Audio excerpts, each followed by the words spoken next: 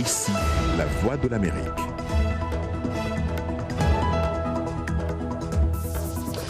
Madame, mademoiselle, monsieur, bonsoir et bienvenue. Jacques Aristide avec vous, ravi de vous retrouver dans Le Monde aujourd'hui. Les titres que nous allons développer ce soir. Des organisations de défense des droits humains redoutent un nombre élevé de prisonniers atteints de la maladie Covid-19 au Cameroun. L'ONG Amnesty International a déjà appelé Yaoundé à protéger de toute urgence du coronavirus les détenus dans les prisons surpeuplées du pays. Au Mali, la ville de Fana tétanisée par la peur après une série de crimes mystérieux. La population est inquiète et parle d'une cité sans histoire, transformée en abattoir humain, alors qu'elle est loin des tueries djihadistes et communautaires qui endeuillent d'autres parties du pays. Première exécution fédérale aux États-Unis depuis 17 ans avec la mise à mort de Daniel Lee, un suprémaciste blanc condamné pour meurtre après le feu vert intervenu la nuit dernière de la Cour suprême américaine.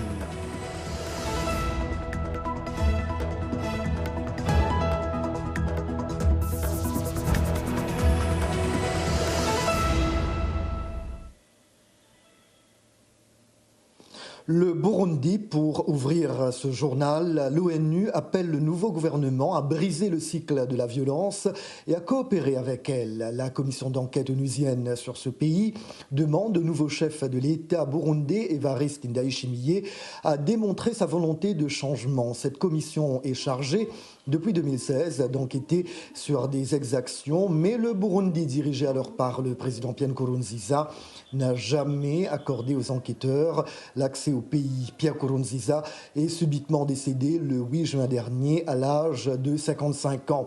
Le rapport final de la commission sera publié en septembre prochain. Réaction du nouveau chef de la diplomatie burundaise pour Albert Shingiro. Commenter un rapport creux et fallacieux qui n'a rien à voir avec la réalité du terrain serait lui donner de la valeur qu'il ne mérite pas. Ce sont les mots du ministre. Le point maintenant sur la pandémie de Covid-19 sur le continent africain.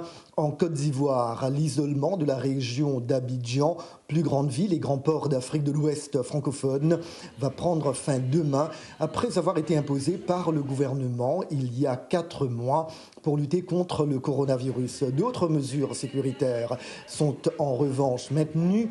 L'état d'urgence est prolongé jusqu'au 30 juillet. Les frontières terrestres et maritimes sont toujours fermées, de même que les bars, boîtes de nuit, cinémas et lieux de spectacle. Les frontières aériennes, elles, ont été rouvertes le 1er juillet dernier. Ailleurs, en Égypte, le journaliste Mohamed Mounir, qui a collaboré avec la chaîne qatari Al Jazeera, est décédé hier du nouveau coronavirus, quelques jours après sa sortie de prison.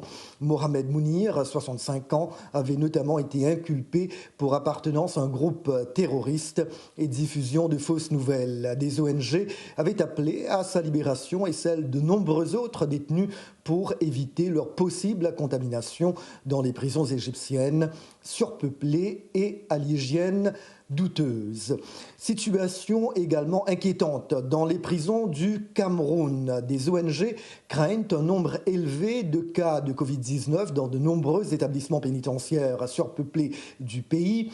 Amnesty International a déjà appelé le gouvernement camerounais à protéger les détenus de la maladie. La prison centrale de Yaoundé a été la plus touchée avec plus d'une 30aine de morts depuis le 1er avril. Plus de détails avec Blanche Sanou. Le 24 avril dernier, Fritz Takang était à bout de souffle dans sa cellule exiguë qu'il partage avec 60 autres détenus de la prison centrale de Yaoundé. Il a été évacué avec 5 autres personnes vers un centre utilisé pour mettre en quarantaine les cas suspects de Covid-19. Aujourd'hui rétabli, l'idée de retourner en prison le remplit de terreur. C'est horrible et juste l'idée de retourner à l'endroit où j'ai contracté le virus me fait frémir. C'est incroyable. Je vais encore aller côtoyer les autres. Aussi, quand nous allons au tribunal, on nous embarque dans un camion, parfois 100, 150 personnes, et nous sommes à l'intérieur comme des animaux. Donc rien que le fait de penser à tout ça me rend hors de moi. Je ne sais pas quoi faire. Takang est un fervent partisan du mouvement séparatiste anglophone du Cameroun et il a été enfermé dans la prison centrale de Yaoundé pendant plus d'1 an pour soupçon de terrorisme, chose qu'il nie. Malheureusement, dans la prison où il a été incarcéré, le virus s'est propagé rapidement dans les cellules avec des murs de béton moisis. L'infirmerie est mal équipée selon des entretiens avec plus d'une dizaine de détenus, des gardiens et 2 avocats. Mais la plupart ont témoigné de façon anonyme par crainte de représailles. La superficie totale de l'endroit où se trouve ma cellule est d'environ 450 mètres carrés, avec au moins 1400 personnes dans cet espace restreint. C'est étouffant et l'hygiène n'y est pas. Au début de la pandémie du nouveau coronavirus, des défenseurs des droits humains ont exhorté les gouvernements africains à protéger les détenus du Covid-19 dans les prisons surpeuplées.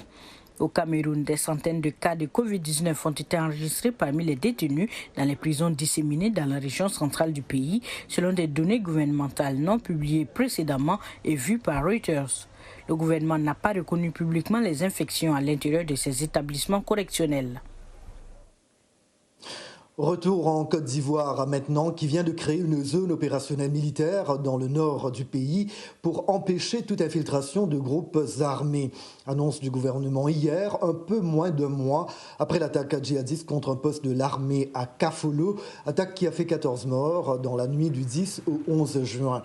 Les autorités évoquent l'insécurité persistante aux frontières entre la Côte d'Ivoire, le Mali et le Burkina Faso. La zone disposera d'un commandement unique pour les opérations de l'armée ivoirienne. Ailleurs, dans l'actualité, au Mali, la capitale renoue graduellement avec la vie ordinaire après les récents troubles qui ont fait au moins 11 morts.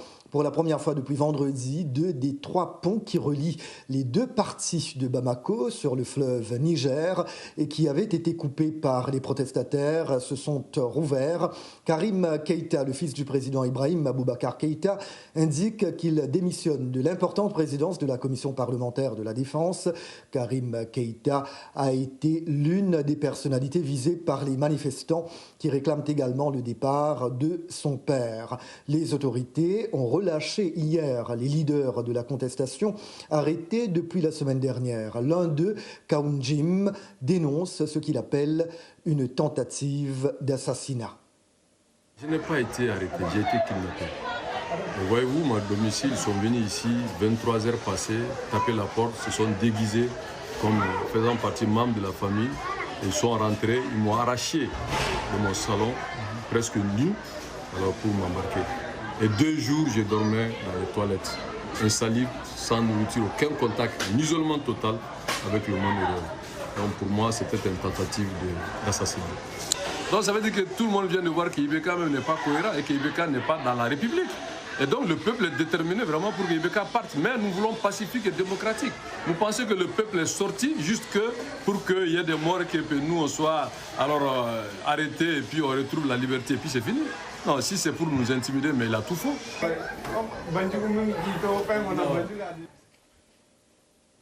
Le Mali encore, ouverture aujourd'hui du procès d'un djihadiste malien à la Cour pénale internationale de la Haye, Al-Hassan Ag Abdul Aziz Ag Mohamed Ag Mahmoud, est poursuivi pour crimes de guerre et crimes contre l'humanité, viol et esclavage sexuel et de destruction de mausolées à Tombouctou.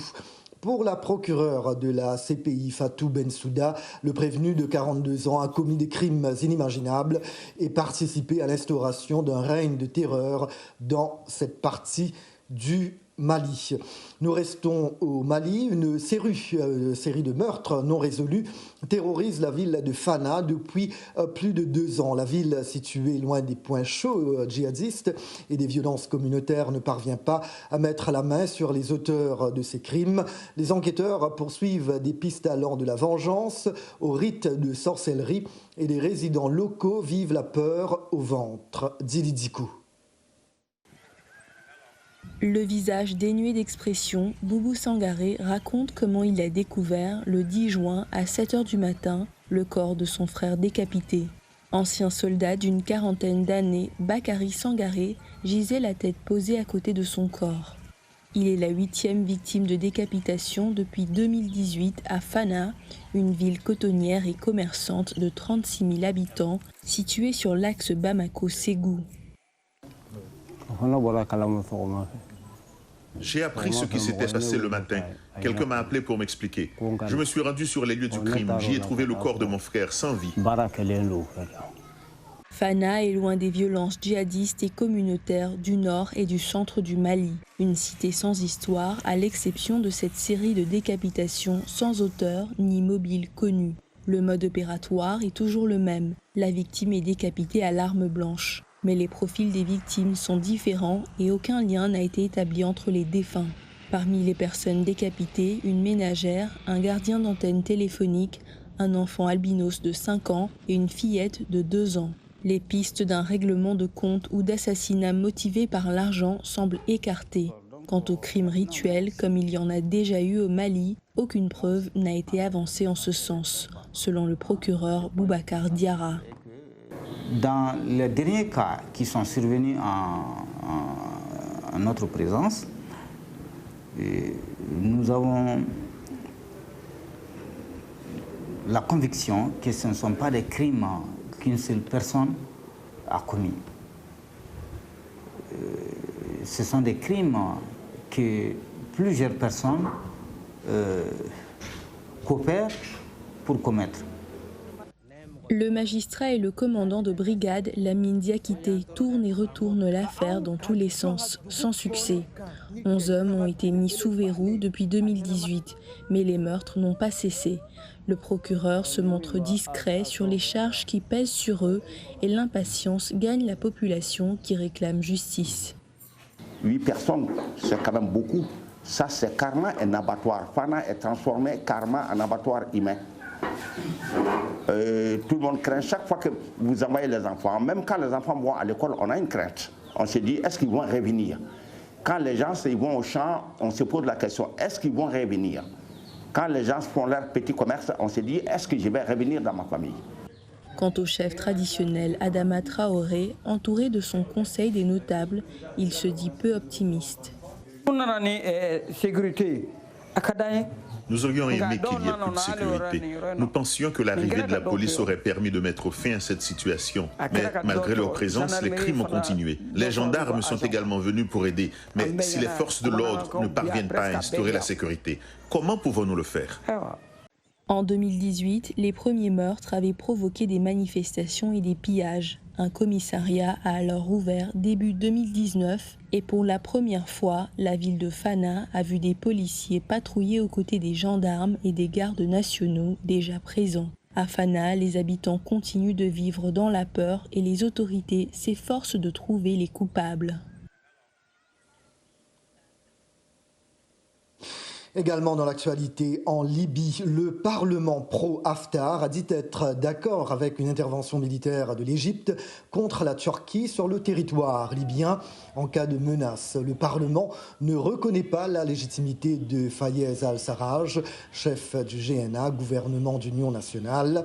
La Libye est déchirée par un conflit entre deux pouvoirs rivaux, le GNA, reconnu par l'ONU et qui est basé à Tripoli, et le maréchal Khalifa Haftar, qui occupe une bonne partie du pays. Le GNA est soutenu par la Turquie, qui a des militaires en Libye, alors que les pro-Haftar sont appuyés par l'Égypte voisine, la Russie et les Émirats arabes unis. Les Émirats arabes unis qui ont appelé à un cessez-le-feu immédiat en invitant les Libyens à choisir le dialogue. Dans l'actualité américaine, un suprémaciste blanc condamné à mort pour un triple meurtre a été exécuté aujourd'hui lors de la première exécution fédérale depuis 17 ans aux États-Unis. Daniel Lee, 47 ans, est décédé peu après 8 heures ce mardi d'une injection létale à la prison de Terre Haute dans l'Indiana. Il avait été reconnu coupable en 1999 du meurtre d'un couple et de leur fillette de 8 ans dans l'Arkansas 3 ans plus tôt lors d'un cambriolage destiné à financer un groupe suprémaciste. L'ONG Amnesty International s'est dite horrifiée par cette exécution qui va à l'encontre d'une tendance mondiale à l'abandon de la peine de mort, dit-elle. Dans la nuit d'hier, la Cour suprême a donné le feu vert aux autorités fédérales pour cette exécution, la première depuis 2003 donc. Le président Donald Trump, qui briguera un second mandat le 3 novembre prochain, est un fervent partisan de la peine capitale, notamment pour les tueurs de policiers ou les trafiquants de drogue. Le prochain condamné à mort, Wesley Purkey, 68 ans, doit être exécuté demain, toujours à Terre Haute. Il a été reconnu coupable en 2003 d'avoir violé et tué une jeune fille de 16 ans. Le Royaume-Uni annonce ce mardi qu'il va expurger son réseau 5G de tout équipement produit par le géant chinois Huawei en raison d'un risque pour la sécurité du pays. Un durcissement qui risque d'exacerber les tensions avec Pékin, mais réjouit Washington. L'achat de nouveaux équipements Huawei sera interdit après le 31 décembre 2020 et les équipements existants devront être retirés d'ici 2027. Londres était soumis depuis des mois à de fortes pressions de l'administration Trump qui accuse Huawei d'espionnage à la solde de Pékin, ce qu'il nie. Vous regardez Le Monde aujourd'hui, un programme de VOA Afrique. N'allez nulle part ailleurs, nous revenons dans quelques petits instants.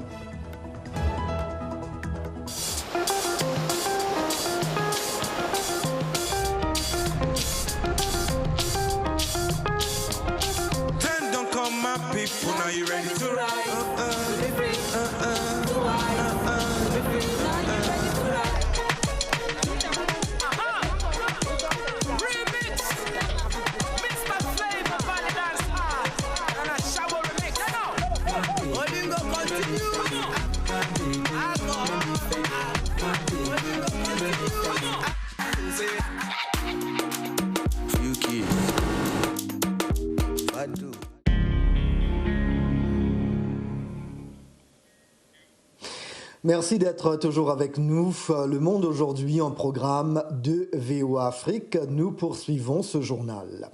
Le mélange de l'escalade des conflits et le changement climatique met en danger la vie de millions de personnes, d'après le dernier rapport du Comité international de la Croix-Rouge et du Croissant-Rouge. Le document révèle que la majorité des pays les plus vulnérables au réchauffement climatique sont pris dans un double combat, sécuriser leur population confrontée aux conflits communautaires ou attaques djihadistes, mais aussi aux effets pervers du changement climatique. Yacouba Ouedraogo. Avec le changement climatique, vous savez, il n'y a pas assez de fourrage.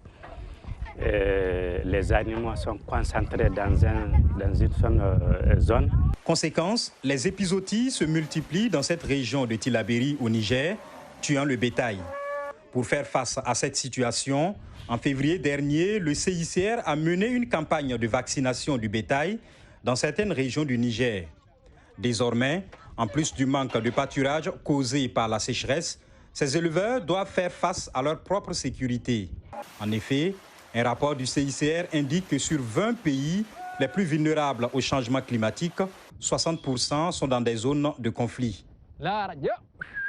Vu le contexte actuel sécuritaire où les animaux, les éleveurs cherchent plutôt à sécuriser leur bétail, du coup, tous les itinéraires de transhumance, de parcours des animaux se trouvent chamboulés. Cette situation du Niger, frontalier avec le Burkina Faso, le Nigeria et le Mali, où les attaques se multiplient, illustre le stress des éleveurs.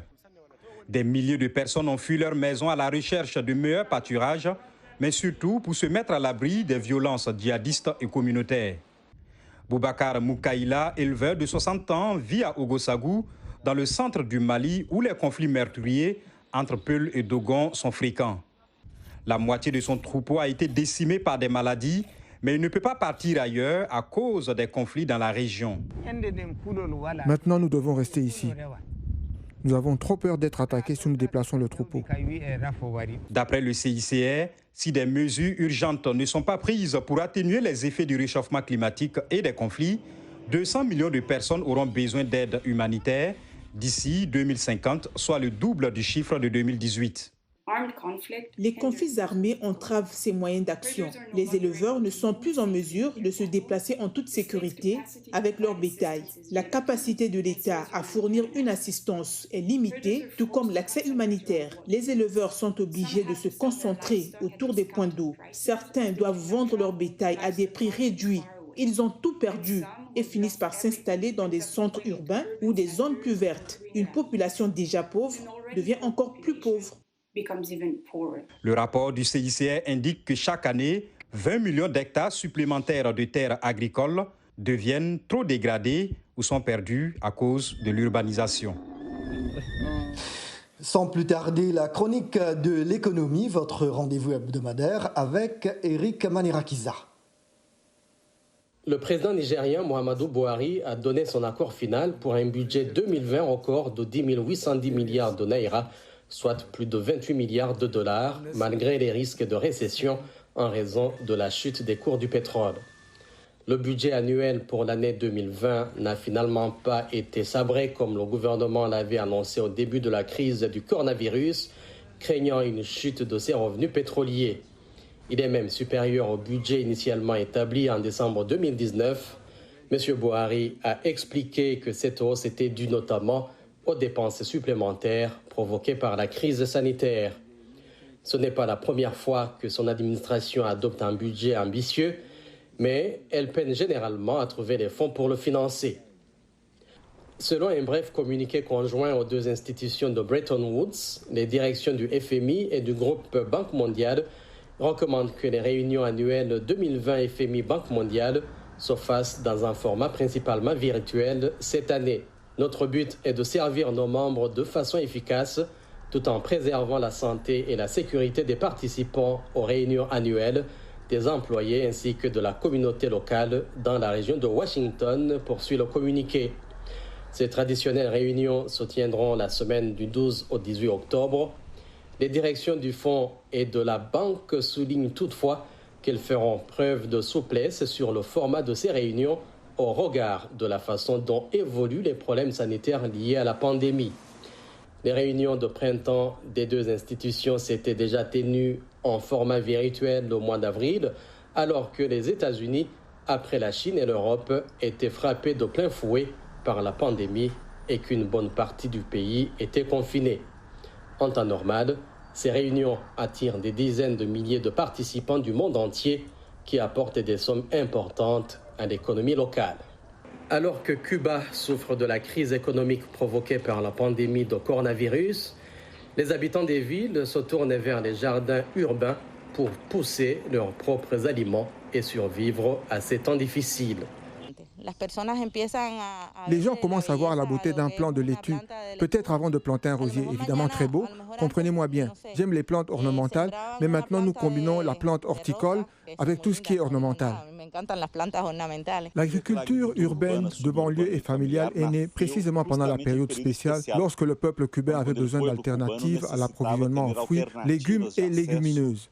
Et maintenant, dans ce contexte difficile pour la production alimentaire, le pays priorise une fois de plus l'agriculture urbaine et de banlieue comme réponse. Les gens n'ont plus besoin de sortir pour chercher des condiments, par exemple. Ils ont maintenant de la citrouille, du yucca, de la patate douce qu'ils utilisent aussi pour la consommation.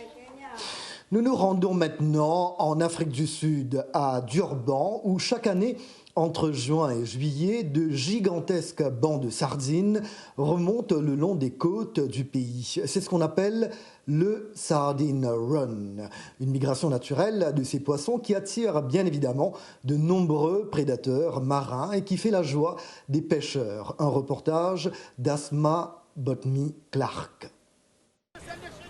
Des sardines, plein les filets. La pêche a été fructueuse sur cette plage de Durban. Et pour cause, c'est la saison du Sardine Run. Une migration massive de milliards de sardines le long des côtes sud-africaines. Le phénomène naturel est un événement annuel, mais cette année, la concentration de poissons est impressionnante. La pêche de sardines est très importante en Afrique du Sud en termes de prise et de tonnage. C'était une de nos plus grosses pêches. Il y a une grande industrie autour d'elle et beaucoup de gens impliqués.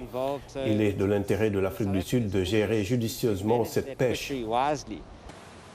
Au-delà de l'enjeu économique, le Sardine Run est une manne providentielle pour de nombreux animaux. L'événement est l'occasion de festoyer pour de nombreux requins, dauphins, baleines et autres oiseaux marins. Un écosystème bien réglé, mais fragilisé. Le total autorisé de prise de sardines est passé de plus de 200 000 tonnes par an au début des années 2000 à moins de 20 000 tonnes l'an dernier. Il semblerait que le poisson a disparu. Mais ce qui s'est en fait passé, c'est qu'une partie des poissons s'est déplacée du côté est du courant Agulhas. Réchauffement climatique et surpêche mettent ainsi en danger les mouvements migratoires de ces animaux marins le long des côtes sud-africaines. Des changements qui menacent également la vie des villageois et toute l'économie qui s'est construite autour du Sardine Run. Asma Botmi-Clark pour VOA Afrique, Durban. Tout à fait autre chose maintenant. Chaque semaine à Lagos, le danseur autodidacte Daniel Ajala accueille dans son studio de danse des dizaines d'enfants du quartier populaire d'Ajangbadi pour leur apprendre le ballet. La petite école appelée Leap of Dance Academy est financée par Daniel lui-même. Elle compte 12 élèves âgés de 6 à 15 ans. Didi Diko raconte. Pas chassé, arabesque et double cabriole en plein cœur de Lagos. Une dizaine de filles et de garçons ont enfilé leurs collants et leur juste au corps pour s'entraîner aux pointes et aux pirouettes. Dans cette petite académie de danse qui a ouvert en 2017, on ne joue pas de la musique, faute de moyens. Ici, il n'y a ni électricité, ni assez d'argent pour mettre en route le générateur à diesel. Mais la passion est là.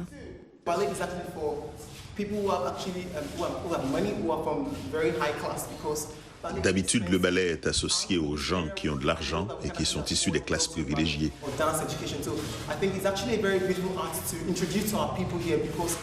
Apprendre le ballet est cher et dans ce quartier, personne ne peut s'offrir le luxe d'apprendre le ballet, mais au moins on peut faire connaître cet art aux enfants d'ici. Daniel, le professeur de ballet autodidacte et fondateur de l'académie, a appris la danse grâce à des tutoriels sur Internet et des stages. Toutes les semaines, il accueille gratuitement ses enfants qui, pour la plupart, n'avaient jamais entendu parler de la danse classique avant leur arrivée dans cette école. Au début, certains habitants du quartier considéraient le ballet comme une danse indécente. Mais Daniel a su leur montrer que la danse classique est forgée sur la discipline et importante pour le développement de l'enfant. Olamide, une jeune fille de 15 ans, voudrait faire du ballet son métier et devenir instructrice à son tour. Je voudrais que les enfants partout dans le monde puissent faire cette expérience. Je veux qu'ils puissent eux aussi exprimer ce qu'ils ressentent à travers la danse. La troupe de danse compte un seul garçon, Anthony Madou. Sa maman Ifoma se dit très fière de le voir danser ainsi. C'est formidable, c'est extraordinaire. Lorsque je le vois danser, ça m'apporte beaucoup de joie. Après plusieurs années, même si les regards sont encore curieux et surpris lorsque les élèves pratiquent les grands jetés et les demi-pliés dans la rue, la pratique a désormais ses admirateurs. Et voilà, c'est avec ce beau sujet que nous refermons le monde aujourd'hui. Merci de l'avoir suivi. Toute l'équipe de VOA Afrique se joint à moi pour vous souhaiter une très belle soirée. C'était Jacques Aristide à Washington. Prenez bien soin de vous. Au revoir, à demain.